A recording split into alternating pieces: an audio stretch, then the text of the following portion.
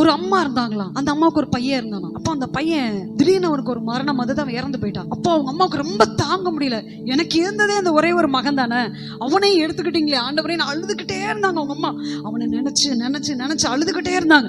எப்பெல்லாம் நினைக்கிறாங்களோ அப்பெல்லாம் அழுதுகிட்டே இருந்தாங்க. இப்போ பாத்தீங்கன்னா ஒரு நாள் அவங்க தூங்கிட்டு இருக்கும்போது ஒரு கனவு வந்துச்சு அவங்களுக்கு. அந்த கனவுல பாத்தீங்கன்னா பரலோக ராஜ்யத்துல நிறைய சின்ன பிள்ளைங்க சந்தோஷமா விளையாடிட்டு இருக்கிறது போல ஒரு கனவு வந்துச்சு. இப்போ அவங்க நினைச்சாங்க, அப்ப இங்கதானே என் பையனும் போயிருப்பான், என் பையனை நான் நல்லா வளர்த்துருக்கிறேனே, என் பையன் ஆண்டவருடைய பிள்ளையாச்சு, என் பையன் அப்ப பரலோகத்துல தானே இருப்பான்னு சொல்லிட்டு எல்லா சின்ன பிள்ளைங்கள் விளையாடுற இடத்துல அவங்க பையனை தேடி தேடி பார்த்தாங்க. அவங்க பையனை காணோம். பாக்குறாங்க, என் பையன் மட்டும் இல்லையே, அப்ப என் பையன் பரலோகத்துக்கு போகலையே ஆண்டவரே அப்படின்னு சொல்லும்போது, நல்லா பாருன்னு ஆண்டவர் சொன்னார். பார்க்கும்போது ஒரு தொட்டி இருந்தது. அந்த தொட்டியில இருந்து தண்ணியை இறைச்சி இறைச்சி அவன் கீழே ஊத்திக்கிட்டே இருந்தான். உடனே அவங்க பார்த்தாங்க. உடனே அந்த பையன் பேசினான், ஏமா நீ அழுதுகிட்டே இருக்கிற, நீ அழுகிற கண்ணீரை தான் அப்படி எடுத்து எடுத்து ஊத்திட்டு இருக்கிறேன், நீ பூமியில இருந்து எனக்காக அழுகாத, நீ அழுதினா நான் எப்படி இங்க சந்தோஷமா இருக்க முடியும், இனிமே நீ அழுகாதமா, நானும் அவங்கள மாதிரி இப்படி சந்தோஷமா இருக்கணும்னா நீ அங்க அழுக கூடாது, நீ அழுதினா அந்த கண்ணீரை நான் இப்படிதான் இறைச்சி ஊத்திக்கிட்டே இருக்கணும்னு சொன்னானா. நம்மளுடைய கண்ணீர் எதுக்காக இருக்குது? நம்ம கண்ணீர் என்ன காரணத்துக்காக வடிக்கிறோம்? காரணம் இல்லாம கண்ணீர் வடிச்சிங்கன்னா அந்த கண்ணீருக்கு பிரயோஜனம் இல்லாம போயிடும்.